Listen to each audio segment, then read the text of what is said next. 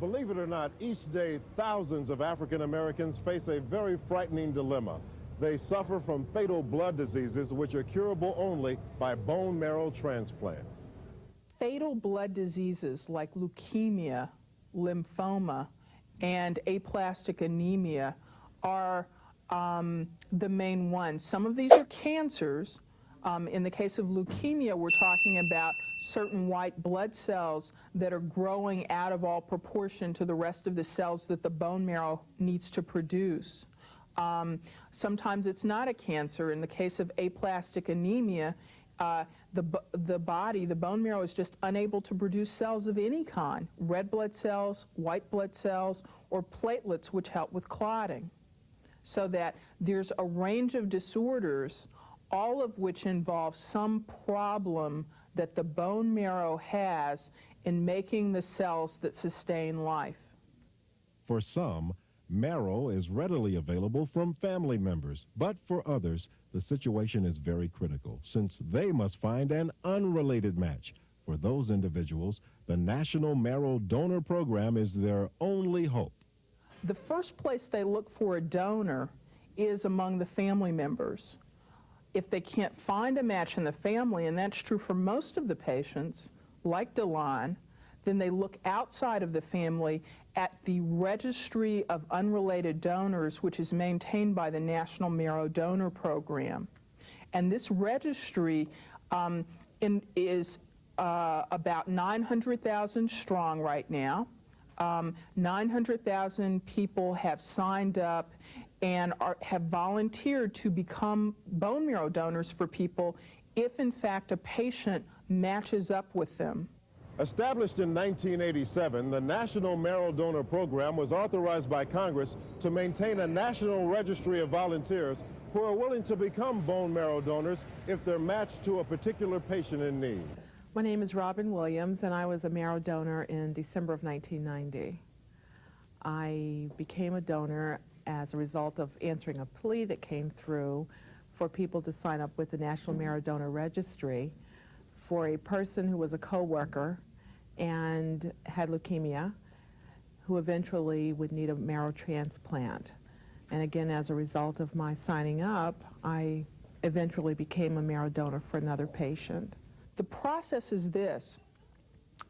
If I sign up, if I join the registry, I just give a simple sample of blood, a couple of tablespoons of blood, and that blood is tested and goes in a national computer bank. And then if a patient who needs a bone marrow transplant searches that registry and finds that a preliminary match is made with my blood, I would be called in again to take another blood test and have some other testing, have a physical examination and be screened for infectious diseases and so forth, so that there's a multi-step procedure involved in becoming a bone marrow donor. The last part is if I match both as a preliminary and as a secondary match, then I would be asked to come into the hospital, undergo general anesthesia, and a procedure wherein the bone marrow, which is liquid, a lot of people don't realize this. They think that you have to break bones and squeeze it out, but this is a liquid that can be extracted just through a needle. There's no cutting or surgery involved.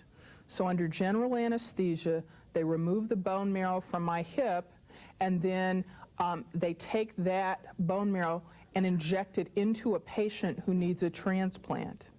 Well, the process involves going into the hospital one day. The marrow is extracted from the upper hip area the following day. I went under general anesthesia, so I was asleep and there was no pain involved for me. When I awakened, I was a little tender in that area. I was a little swollen, but I was well enough certainly that I could go home the following day. The procedure involves you're resting for a few days because the marrow needs a little, or actually your body needs a little time to regenerate the marrow that you've given up. And so it's really just a matter of resting for a few days after that time, but it's not a painful procedure. It only takes about an hour. I was just under the anesthesia for about an hour.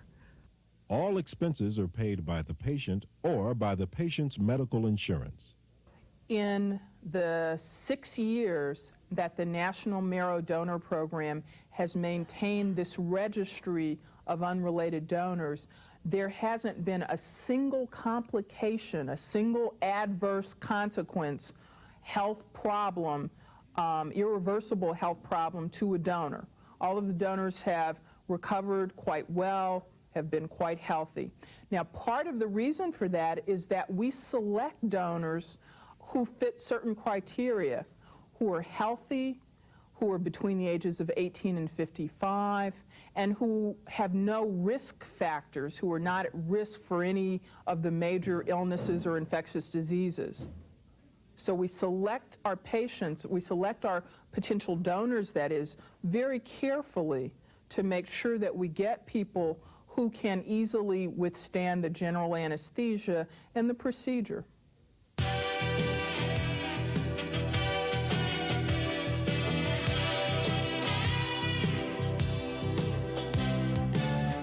Take my hand, girl, and walk with me out onto the floor.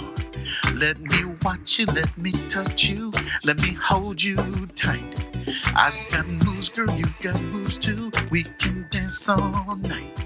Just come with me and cut loose, girl. I'm gonna show you a good time. Let me party with your body. Let me party with your body. Let me party with your body. Let me party with your body.